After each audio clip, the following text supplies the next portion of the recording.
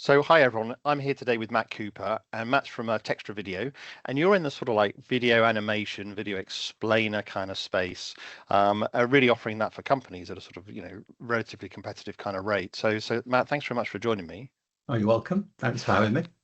So we were chatting earlier about the rise of video, I suppose, in Sure. particularly for firms, and I'm kind of interested to hear your perspective around what you've kind of seen. Well, I know you've had a history of sort of in the video kind of space, but it does feel like with all of the new technology we've got and the easy accessibility of it, we're seeing video more and more, and it's sort of feeding into sort of like our almost like lower attention spans. I mean, what's your kind of perspective on that, I suppose? I think that's probably the key thing, which is accessibility to making video content is the Mm, change that I've seen. So I've been a video maker, if you like, from the age of about 7 or 8. So I started out, making little videos with plasticine, stop motion animation at the kitchen table. And it was quite magical in that sense. I had to get an 8mm camera and I used to move and then take a shot and move and take a shot. And then I right, would right. send the film off and it would be developed by Boots, the chemists were doing film processing back then. And then about 2 weeks later, it would come back as a reel and I could watch what I'd made. Okay. Right. If you think about that to now today, where everybody in their pocket has got the ability to make a video, you've got the camera, you've got the audio equipment, you've got the editing software, and you've got the post-production facility, Yeah. and the distribution method as well, all within a phone. Then it really has become accessible for all. And of course, what that means is there's a change in attitude in people. The more video content you make, the more that people, can get access to, and therefore the challenge over the years has become, first of all, being able to make video, to now, how do you stand out? That's probably the key difference I've seen. Yeah, I mean, I suppose, yeah, and so today it's like, how do you stand out? How do you be more creative? How do you start to think about those? So does that go to different kind of skill sets, I suppose, from a video maker point of view, I suppose?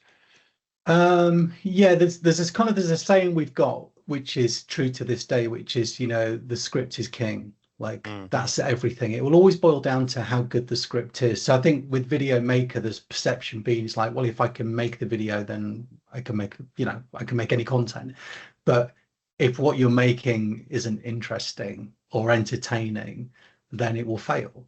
And so you still got to have a good idea at the root of it, or you've still got to have good characters or actors, if you like, that are capable of telling that story. So when I look at the video content that's been generated today, there's a lot of slop, AI Mm, slop. There's loads of mm, that. There's loads of user generated content, that's been leveraged by social media for, micro dopamine hits.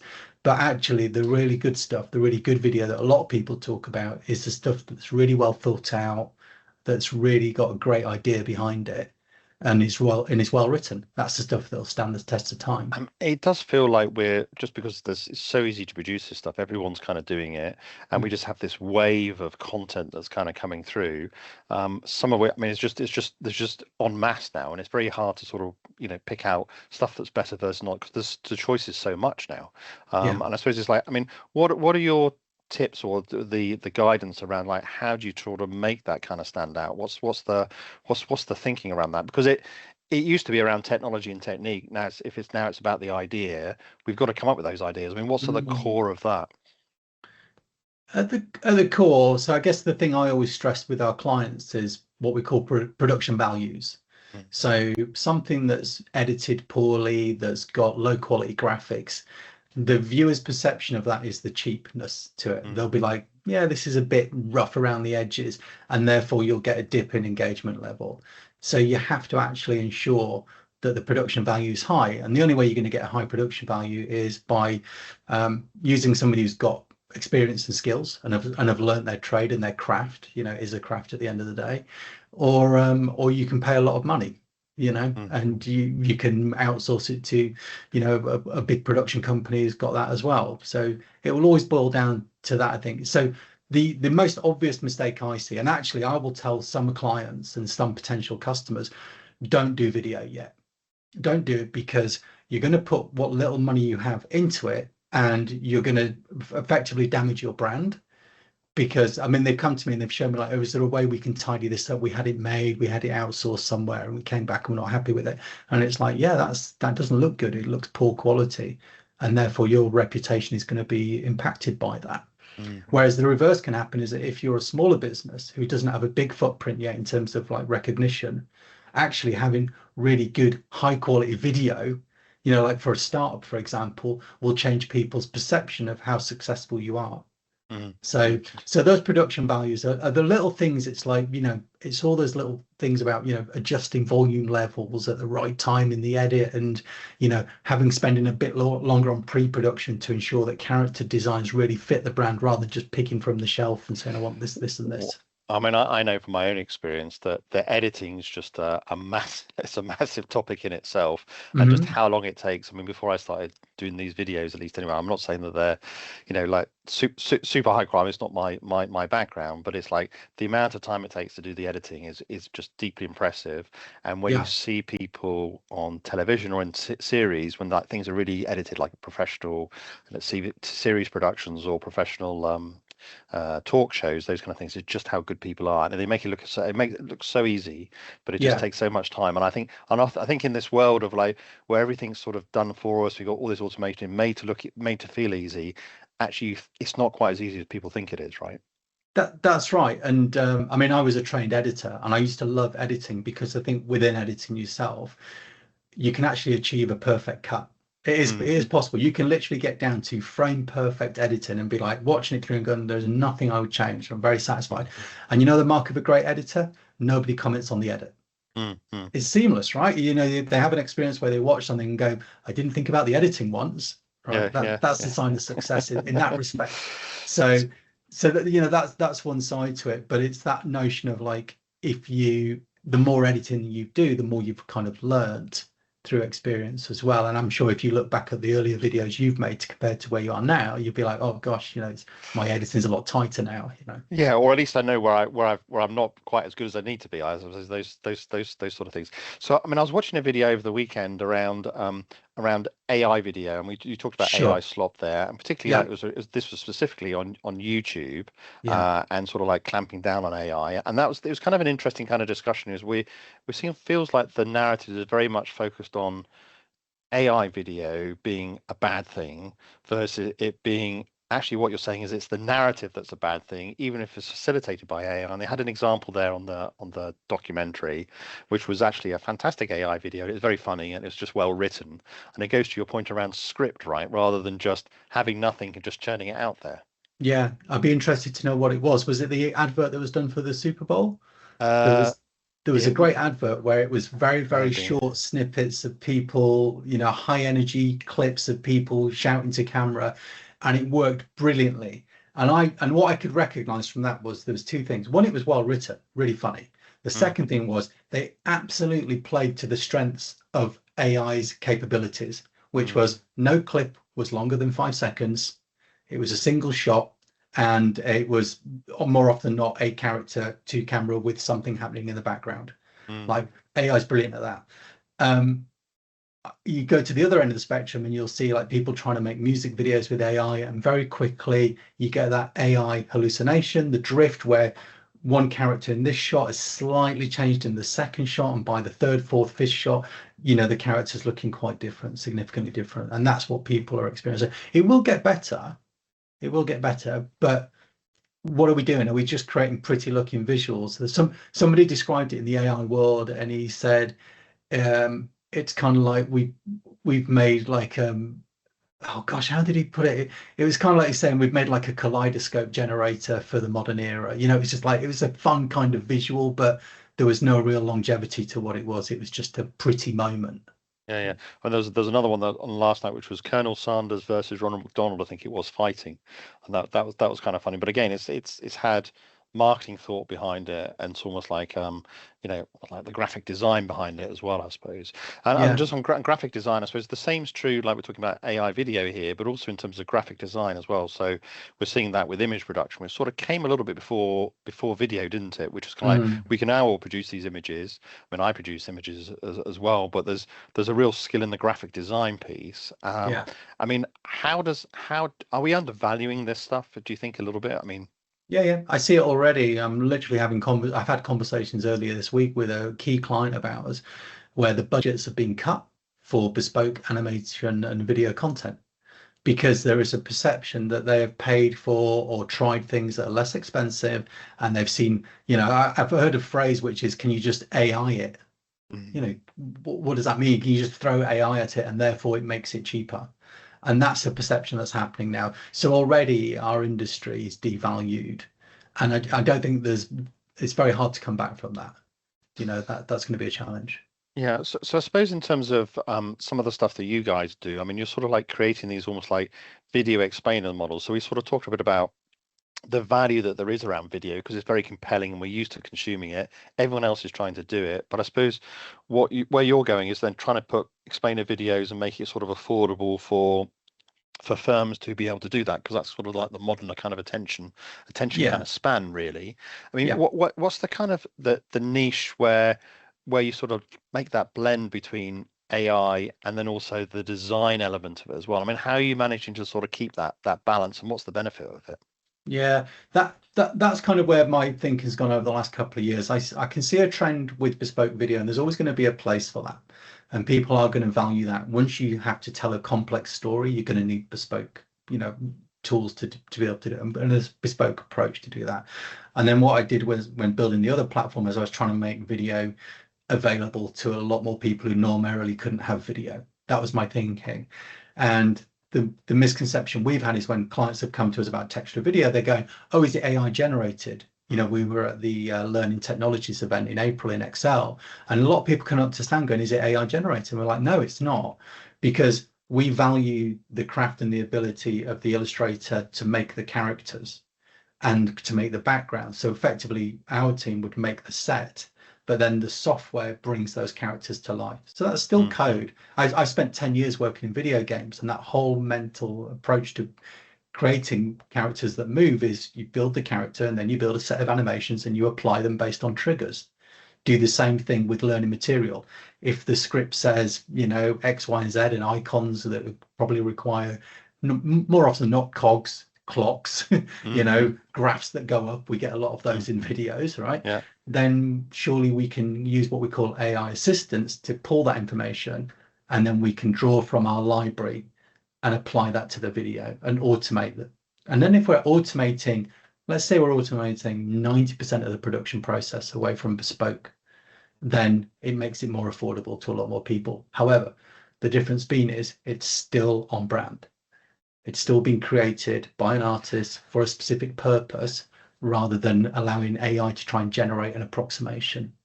And when you're working with firms in terms of like Mhm. creating these explainer videos, so they might be, so just for context, they might be things like trading videos, they might be explainer videos to customers, the little things that, so I understand the little things that you sort of like see on the website, right? It's kind of like, Yeah, yeah. and what are the things that make it the most compelling? So you talked about it sort of being relatively short, keeping the colors Brevity. on brand, yeah, Yeah. keeping the colors on brand. I mean, it feels like it has to be moving. It has to. I mean, what are some of the things that Okay. that become Yeah. kind of important? All right. So our brains are wired to register motion because of a threat. Effectively, that's what our brains are connected to our brain. I don't know if you know this, but the eyes are actually the eyes are considered part of the brain. I learned Mhm. this recently, right? They're connected, and we know they're connected, but it's literally to the brainstem, and we are hardwired to recognize and register any kind of movement. So, whatever video you're making, have movement. I've seen a lot of you know people who've made their own content, and there's a lot of static within that, so at least have some kind of motion. And then the second thing is like a faster pace of cutting. Absolutely brilliant example. Go and watch a film from the 1960s. Go and watch French Connection or Ben-Hur from older, or whatever it may be, or Gone with the Wind, right? Long cuts, long scenes, the attention span Mhm. was a lot longer. And then if you go the opposite end of the spectrum is there's a really funny example, which was the Freddie Mercury biopic that came out a few years Oh yeah, I ago. remember. Yeah, yeah, There's a scene at the pub, and there's something insane like 150 cuts in 2 minutes. And yeah, it's a conversation in a pub, and it's like cut, cut, cut, reaction. yeah, yeah. it's insane. But they're extreme examples, but motion and cutting keeps people engaged. That's Mm. it. what Textra was doing, and Textra does do, is create characters that talk, because you're going to look at the characters, you look at the eyes and the mouth, and you register that. The cutting keeps the engagement, but that still wouldn't be enough to retain engagement for 90 seconds plus. You still have to add moments within each video of like graphics on screen, text on screen, icons, images, etc. You've got to have variety within your videos. And when does that sort of become too much as well? So you can sort of like, so you can create like really complex kind of scenes. Let's Mm, say using AI, let's say as an example, mm. really where everything's moving at the same time, and it becomes this visual smorgasbord of all sorts of things that are going on. You just sort of like it's just overwhelming. Versus Sure. even you go back to I'm talking about remember sort of like 1930s cartoons, you know, like Tom and Jerry, the 1930s, 1940s, which had a lot less going on, but they still had action on the screen at all time, Yeah, but you were focused on the main character, and that was what was moving or one thing. yeah. How do you get that balance between the two, and what kind of matters? Because you want to tell a clean story as well. I kind of argue that the complexity can almost like be too much sometimes. Yeah, yeah, it's a good point. There was that other trend as well. When you used to watch fight scenes of old, you used to Mm, see the two actors fighting on screen at the same mm, time. And then in the 90s, it became like the Bourne Identity.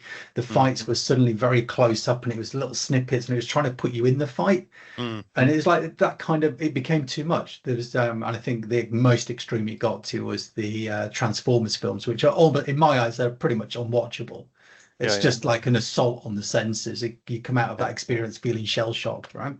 So how do you find that balance? My rule of thumb is, 1 to 2 cuts per statement, Mm, because when we're talking about, we want people to learn and absorb the information, then a supporting visual whilst listening to something being read to me effectively is enough. mm, Two mm. visuals maybe supports the moment, but anything beyond that is too much. Is Yeah. too much. And I suppose, I mean, where I was going with that sort of links into the way you're thinking about your videos in terms of trying to keep it that it's focused, I suppose, really around, you know, what does that mean for that explainer, I suppose, and that sort of like helps in terms of making it easy to produce. It sounded like. Yeah. Well, explainers are such a, they like, you know, 15 years ago, they didn't really exist. Most Mm, companies used to come to us and they would want a promo video. So it would be the launch of a service or a product, and it needed some kind of video. And then over time, explainers started to become more popular, and then they overtook as like the main kind of content. Everybody needed mm, an explainer, because actually what happened was a promo video became an explainer. It was not like a 30-second advert anymore. It was an advert mixed in with more and more explanation of the features and how mm, to use them. So explainers kind of exploded in popularity. Um, and the sort of what I've seen as it's changed over time has become, an explainer used to be back when they first arrived on the scene, you were getting explainers that were like 4 to 5 minutes long. mm, I don't think you would ever see that now. I think you're mm, talking 90 seconds, 2 minutes. mm, I'll go back to a client and recommend that they make 14 points. They'll be like, the video will have literally 14 sentences. 12 to 14 is a nice kind of sweet spot. Enough to intro, describe the problem, list some of your USPs, summarize the solution, and a call to action. mm. That's the formula. And what are you seeing in terms of like using these sort of like short form, I suppose short form curated videos maybe is the way to say it, Mm. when they actually get put in? I mean, what's been the reaction in terms of like from, you know, because I know you're trying to make it accessible to a much wider group of businesses. Yeah. What's been the reaction to it in terms of like take up and customer reaction and those kind of things? Well, the number one driver, the reason why we communicate is to engage, right? We want somebody to understand or to be interested in what we're talking about fundamentally. That's the nature of communication. So video will lift the level of engagement. I always say video should do two things. It should educate and it should entertain. Those are the two. If you get those two right, you're going to get an increase in engagement. And video content will increase engagement over the written word by as much as 50%. If you send me, I'm a visual learner anyway. If you send me a PDF and a video, I'm going to watch the video all day long. Mm, That trend has continued to be more socially acceptable, I guess. mm, It's kind of it's a double-edged sword, right? You're kind of like, it's kind of sad that we've we're sort of, turning our We've back a lost the little on. detail, yeah. We've lost the detail a bit, haven't we? Yeah, there's always part of me that feels like it's a bit sort of like, oh, are we dumbing down? But I say that video can be a great way as a gateway through and to say, here is an introduction to what you're going to learn. Mm. And then you can enthuse and get people excited. And so what we found with Textra is we've made it possible for people to turn their text into video, thus starting to get more interest in what they're doing. And the big plus I see as video content is there's a statistic as well, which is the knowledge retention increases by up to 40% as well. Mm. So again, like once you're looking at those, if actually what your primary purpose within your organization, department, for your company, whatever it may be, is I want to communicate something and hopefully people remember it, now people can afford to do it, Yeah. without damaging brand. That was what I would say. I had an interesting experience as I was playing around with some AI stuff in the background and sort of like Mm, chatbots essentially here, yeah, and sort of creating different agents. And the I ended up putting names behind them and even creating voices behind them. I haven't done video yet. I mean, maybe that's where we're going to go. But I was just focusing on the way I kind of felt around how I interacted with people. So as soon as you almost like anthropomorphize something, the way I interacted with it was very much different than when it was just a computer writing stuff to me. And I imagine that's going to be the same in terms of like video as well. Is like as soon as you put a character on something, a particularly human character, you can relate to, even though you know it's not real, yeah, even though you know it's generated by a computer or it's been animated or it looks like it's been animated. Um, your relation to it is different, and something fundamental wired in your head makes you sort of pay attention, right? Even just having that eyes and those kind of things, right? yeah, and that's why explainers of old were, it would be pictures of the product and this, that, and the other. And it's actually the ones that work really well. It's ones where you've got characters or people Yeah, trying to create some kind of emotional bond. And it sounds almost ridiculous. Say, what are you trying to have an emotional bond by selling the latest Philips razor or whatever? But when I yeah, see a guy using a razor, you're kind of imprinting and like, oh, can I see myself? Is that me? But there's all that kind of stuff going on in your head. Is it aspirational? Whereas, you know, if you don't have that human side, it's a very different approach. Whereas the human to human will work. However, what I find fascinating is you're right. If I take a chatbot and give it a personality, which a lot of companies do now, it kind of works, right? It kind of works. You're kind of like, okay, I'm kind of more inclined to chat with this. However, there is a tipping point when you go beyond that and you use one of the AI video avatars, and then you enter into the uncanny valley, yeah. It's which realistic. is It's too realistic, or it's yeah, yeah, and I love this because I find it fascinating, which is okay, if I see an android and it's trying to replicate a human, it makes you feel uneasy because you're registering it's a human, but there's something wrong, mm, right? However, it doesn't work when it's a cartoon character. yeah, You yeah, see a character, you see something that's being characterized, a caricature of a human. Therefore, I know it's not a human. I know it's, an appropriate approximation of a human, and that's kind of acceptable to me.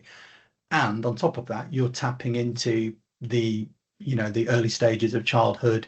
You were all about cartoons as a kid. You were all about illustration as a kid.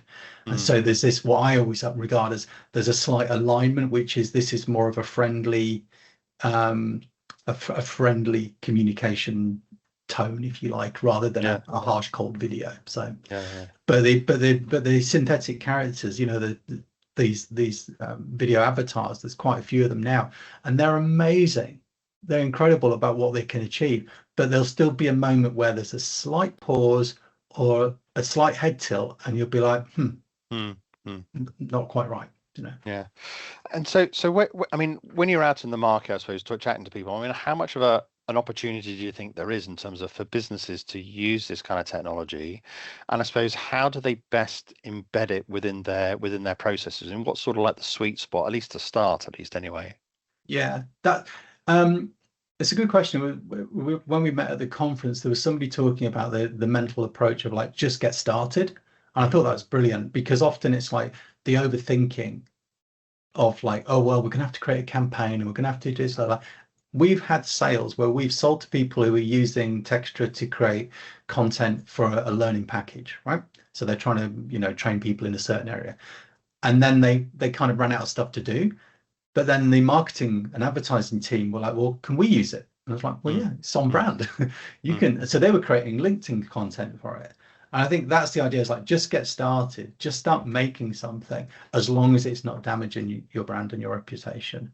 Yeah. You know, I suppose the nature of being able to create low cost video means it's not, I'm not going to say it's throwaway, do you know what I mean? But it's just, at least you can make mistakes and it be affordable. Mm, You mm, know what I mean? Like, you couldn't do that before with a bespoke service. A bespoke service, you have so many sign-off stages: script sign-off, storyboarding, style frames, even going through and doing animatic, which is a rough cut of the style frames to video, mm. music, etc. All those things to try and prevent a mistake happening. Yeah. Now you can create and use tools to create a video and watch it and go, yeah, tweak it. Yeah, that's good. I suppose that allows you to experiment a bit more in terms of different styles, even though you want to have the story and the narrative, well written. You can try Mm. different styles and kind of see what works, and that sort of like A/B testing Yeah. kind of route as well. And there is that place as well, which is to go, do you know what? We recommend to a lot of our clients, have the big bombastic launch video and Mm, then fill it with lots of, smaller content that is the mm, more sort of generated content, that does use a tool. So then you get the best of both worlds, because what you get is a perception of like, oh, high production values. This is something that I should pay attention to, right? mm. Introduces the characters in that video, and then using the tools to then populate lots of content with the characters that you're already aware of. So Yeah, almost like it's like the mini series that follows the film. right, kind of into it's there, yeah, that you can then populate and sort of go into different angles. yeah. So I mean, this is the whole thing's like a fascinating topic. I mean, where do you think this whole kind of space goes next? So I know the animation. I mean, it feels like we're at the start of something that's sort of going to expand, and it does feel, if you just look at the trajectory of like text, images, and then video, it's just going to expand more and more. And I think we're all going to be talking in terms of like video and much more conversation than we've ever had before. I mean, where do you sort of see this kind of going? I see. I mean, we're having interesting conversations with companies around, because let's not forget, it's one thing to make the content, it's another to distribute. How do we distribute? I think that's the interesting area we're Mm, going to go in. Like, where are you going to be receiving video? How are you going to be receiving video? And probably the most interesting stuff I've seen has been around like things like WhatsApp and mm, RCS. mm, Like, to distribute video content before, for us, was always, it was going to be held on a website, and you would log in, and it might be part of a learning program, or the customer is going to go to your website and they're going to see the video, or they hit your YouTube channel, right? That's normally where it's going to be, either that or broadcast, and we're going to pop it on TV. Now we're talking about companies that are far more interested in engaging one-to-one with customers over the likes of WhatsApp or mm, through text messaging. Okay. mm. And now we're seeing the ability to generate content and then distribute on those channels. And so we're having conversations with people where they want to, I mean, we've already trialed it. It worked, right? Send a question to a company, get a video back. Mm, mm, You know, like, how would you do that before? Not, our phones run us all the time. Before, it's like, I need to set up my router. There's an issue with it, mm, right? And then I got to get my laptop out and try and go to their website and FAQ or speak to somebody on chat.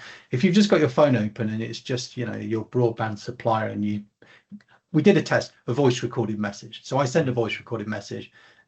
AI is going to take that, turn it to text, ask it, generates a script, renders a video, sends it back.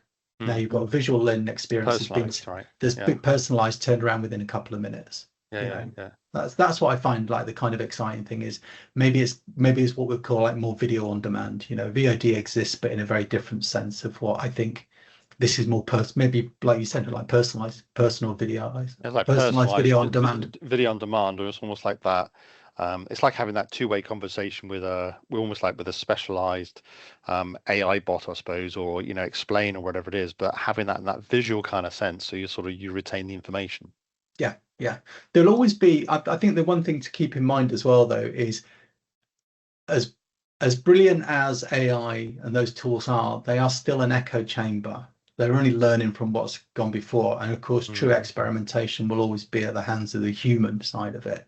mm, And so when I talked to my creative team, there was initially was quite a lot of, like concern about AI and what it's going to do. And I kind of tried to frame it to everyone. I was like, well, actually, it's a tool, it's a brush. mm. And the brushes change and we've adapted, and it's another brush and we can use and incorporate it. And I think that's the mindset to have, is can we use these things to make what we're doing better? But we shouldn't allow it to replace. I don't think just saying to AI, make a video, is a good way to use it. I think it's like, I have this idea and I'm working with these people, and can we enhance it? I strangely feel that despite all the fears there are around AI sort of reducing the number of jobs, or those, I just feel it's going to like change the workforce, and we're actually going to be busier, probably doing different things. So the stuff Yeah, that so the stuff I used to do that was more mundane, I can sort of push off and get someone else to do it, a bit yeah, like I use the car to drive somewhere. But we're going to be busier, yeah, because now you've got all these ideas that just they have to get out somewhere, and we've got a vehicle to get them out somewhere. yeah. I had a conversation earlier today with a guy from an agency saying exactly that, which is, normally a big multinational company would come to the agency, and he said, I think there's going to be a place where you're just hiring somebody who Mhm, can do all of these jobs, mhm, mhm. using multiple AI tools and agents. And I think there will be that change in the workforce. I think that's going to happen. But you still, if you value creativity, that's going to have its place. Yeah, Um, yeah. and otherwise we're just going to get flooded with content that's probably going to be boring because it's echo chamber stuff. So Well, and I do think that the skill around asking good questions, writing good prompts, coming up with good ideas, which AI hasn't taken over yet. I mean, I think mm, that's going to come back to that. I think maybe we devalued that a little bit over yeah. history, because we think it's, because we ended up spending a lot of time doing rather than the actual the ideation, I suppose, of different things. So I wonder if we'll come back to that, which is and innately and human, I think. and did you see what happened with Sora, the We were AI closed down, video? right? Closed down, Yeah. because they'd literally just done a deal with Disney for like 5 billion or something Mm, mm, to generate content with Disney, and then they shut down like 2 weeks later. And the reason is because it's not profitable. They can't yeah. make AI video profitable. They're losing money on the video clips they're generating currently. Mm, yeah. Yeah. So that tells me that the amount of resources required to generate this isn't workable. Yeah. Yeah. Yeah. You know. Well, Matt, it's a fascinating topic, and I do think I mean, you certainly sparked some ideas with me, just in terms of like how it's sort of changing and how we sort of interact with companies I mean, it's fascinating, and finding a cost-effective way of doing it, I think, was particularly interesting. So I very much appreciate you sort of joining me and sort of coming on and explaining a little bit and sort of educating us a little bit around where the cutting edge is and where the leading edge really is, and these kind of things. Yeah, thanks for inviting me and giving me the opportunity to talk about my passion as well. Appreciate that. Wonderful, no problem. All right, thanks.